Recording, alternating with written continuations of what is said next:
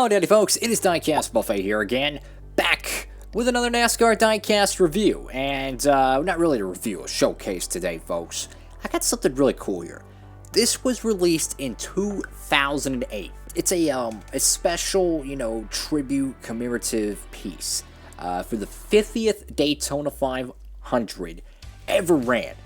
It was for the 50th Daytona 500, and when you open it up, check this out, folks. I'm talking, you got two die casts there, right?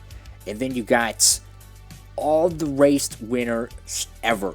And of course, for every year of the Great American Race, it has all the car numbers and stuff. We're going to take a closer look at that, but we're going to look at the front of the box here. So, this is a small little commemorative box. It's got photos of, vintage stock cars. You got... It appears to be the first 500, one of them. You got one of the earlier 500s, looks like 60s there. And then, of course, you have you got some 70s cars here. Daytona, USA, man. That's freaking beautiful.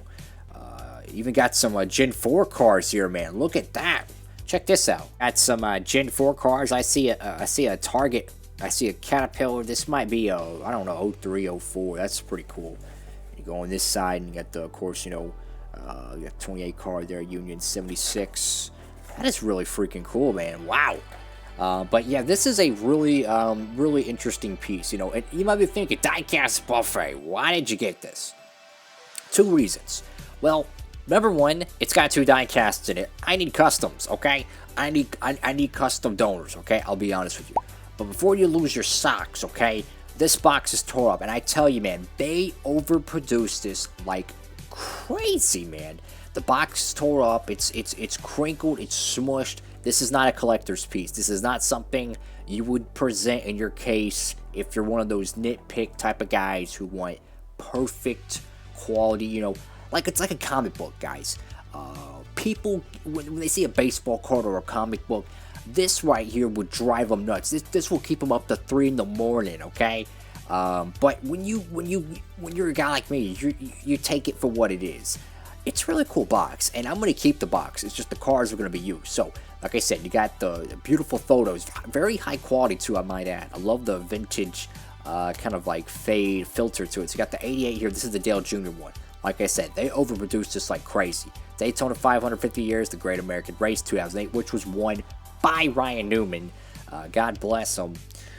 Limited edition 2-car set winner circle. You got your NASCAR official sticker there. You got NASCAR.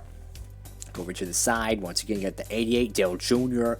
Daytona 500 winner circle. You go over here, same stuff as well. I like that fast fade graphics, really cool.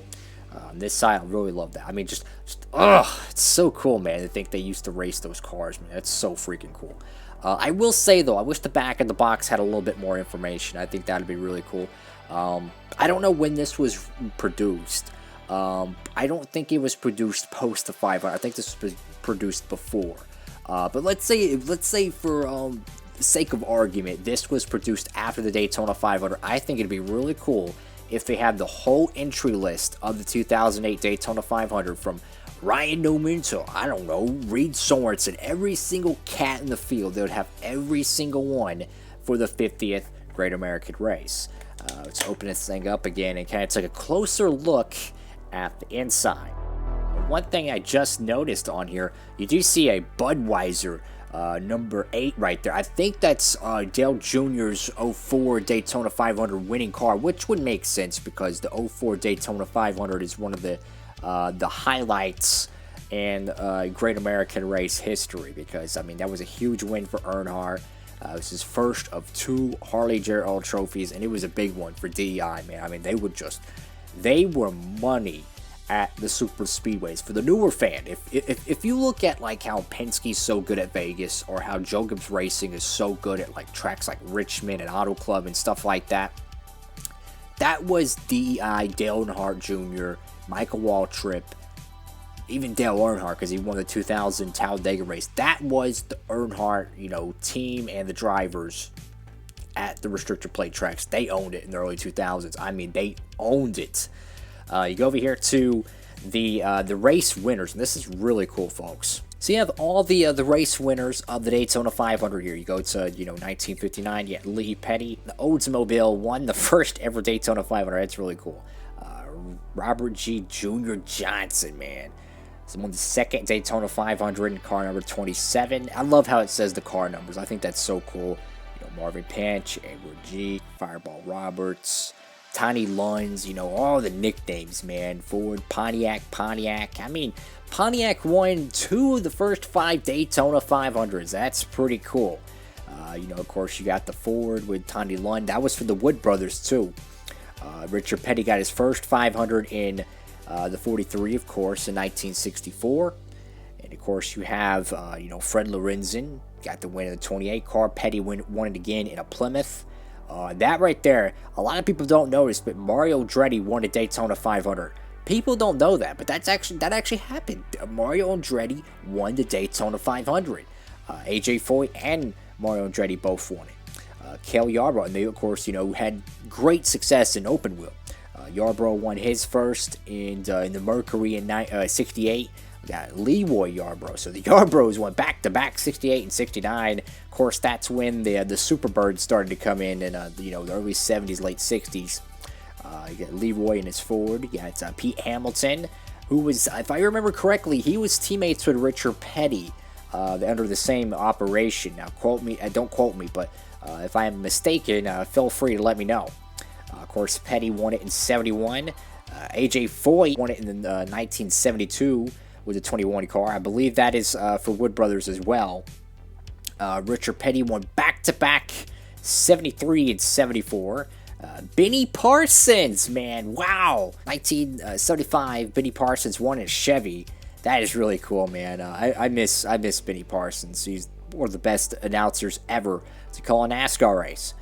David Pearson and his Mercury got it done for the Wood Brothers. Cale Yarborough again.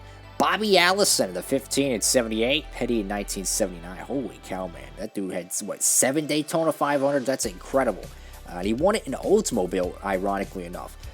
Buddy Baker, the 28, got it, back-to-back for the Oldsmobile.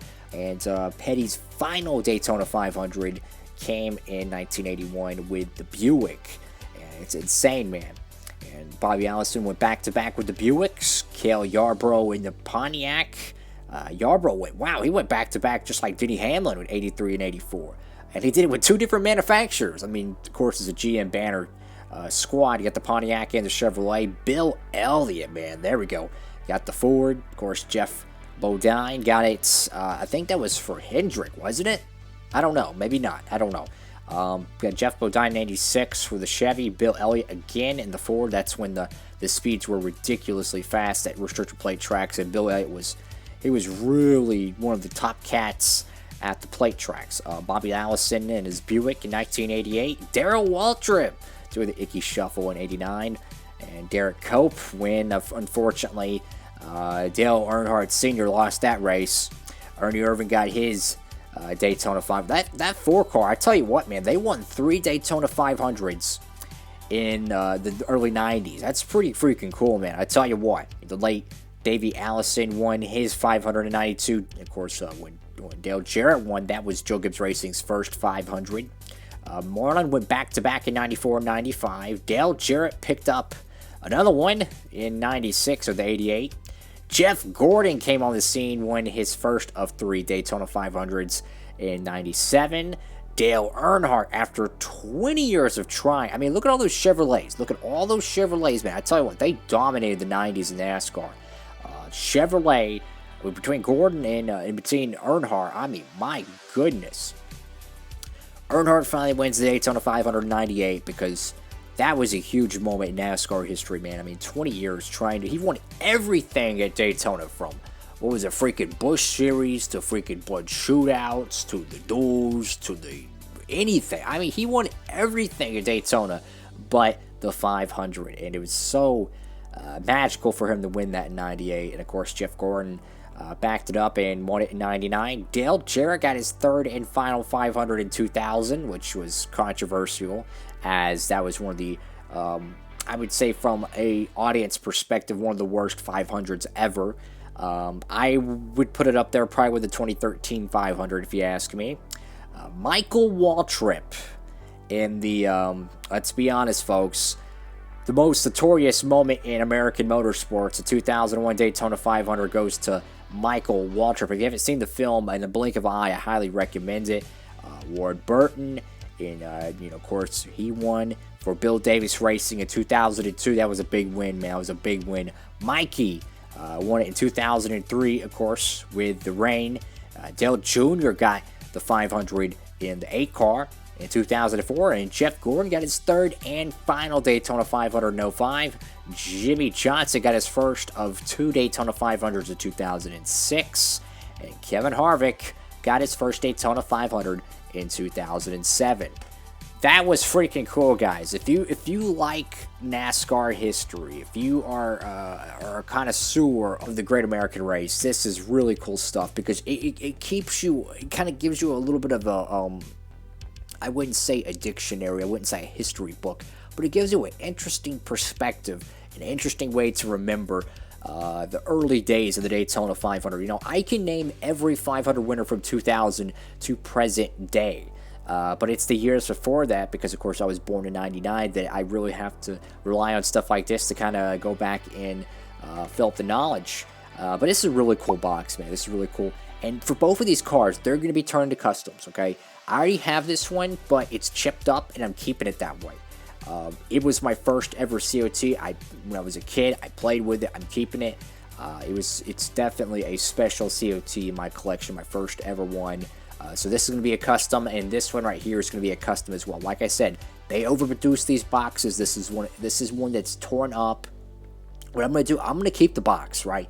I'm going to keep the box. If I really wanted to, I could put, another diecast. I could put the 12 car that won the 500. I can make a raced version and put it in here if I really wanted to. I think it'd be cool to do the front row of the first and second place winner. I think that'd be really cool. But yeah. Really cool box, guys. Really freaking neat, man. You know, I'm a nerd when it comes to history, especially when it comes to NASCAR. I tell you, man, it's incredible. You know, the Daytona 500, I get goosebumps for it every year, and it is the biggest race in NASCAR. Anyways, folks, thank you all so much for watching the video. Make sure to give it a big thumbs up, hit that subscribe button and notification bell so you never miss any of my new content. Like, comment, and subscribe. Follow me on Instagram at Diecast Buffet. Hope you're having a great one, folks. Diecast Buffet, signing off.